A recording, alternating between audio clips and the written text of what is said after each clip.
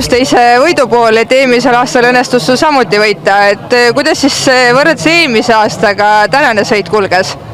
Aitäh!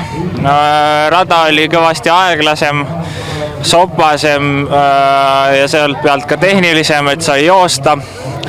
Ja see oligi peamine erinevus, et ma ütleks, muidu sõidukulg oli isegi sarnane eelnevale aastale. Aga millised on nüüd, ütleme, su järgnevad plaanid, et kas nüüd lähed tagasi välismaale võistlema või jääd veel siia mõnele etapile meile sõitma? Ma jään kodumaale, ma teen Smiltene on vist järgmine ja ma teen Smiltene ja siis jah, muidugi Eesti meistrivõistlused maanteel ja nii edasi, et ma olen pea juuli lõpuni kodus. Et kuna meil oli ka siin Põhjamaade meistrivõistlused koos lätlastega, siis millised mõtted või tunded sul eelnevalt tekkisid sellega seoses ja kuidas sa tundsid ennast starti minnes?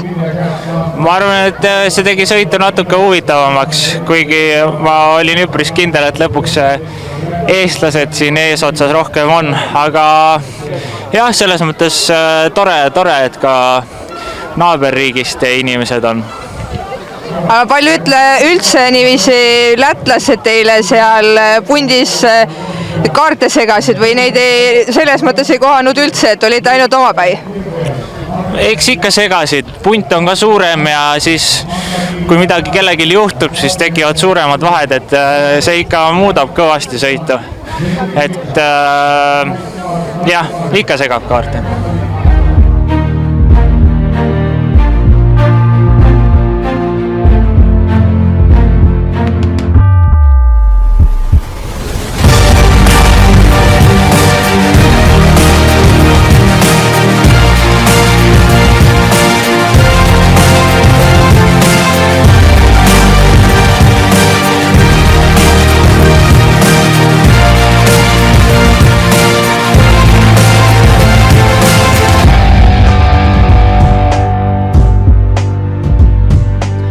Palju õnne ja neile Eesti meistri tiitli puhul ja siis üldarvestuse teise koha puhul, et kuidas sõit kulges ja kuidas teil üldse naistega konkurents oli täna?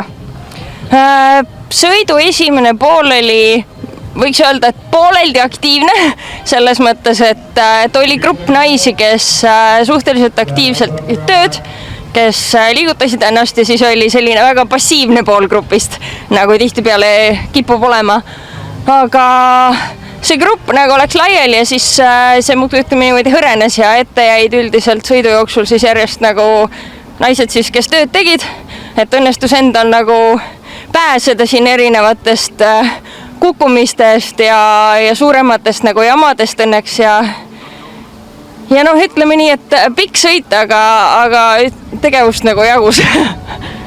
Et Põhjamaade arvestuses said sa nüüd teise koha, aga kuidas sulle tundus see formaat et te saite sõita ka meie naaberriigi ratturitega koos, kui palju see, teie kaarte seal segas nüüd naiste hulgas? No kuna tegelikult siin on meil maanteel on Balti meistrivõistlused, kus me oleme juba päris mitmeid aastaid sõitnud koos lätlaste ja leedukatega, siis selles mõttes see päris uus ei olnud, lihtsalt natukene teistsuguse rattaga ja natuke teisel pinnasel, aga üldiselt on see, et kui on rohkem ikkagi sõitjaid, siis see tempo ja aktiivsus sõidul on üldiselt pigem parem. Ja kuidas on nüüd su edasised plaanid, siis jätkad, ütleme, sarja üldarvestuse tagaajamist või millised eesmärgid sul üldiselt sarjale seadnud oled?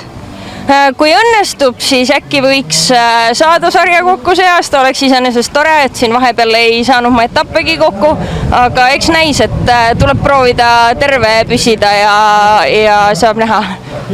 Aga aitäh sulle ja soovime sulle omalt poolt palju edu! Aitäh!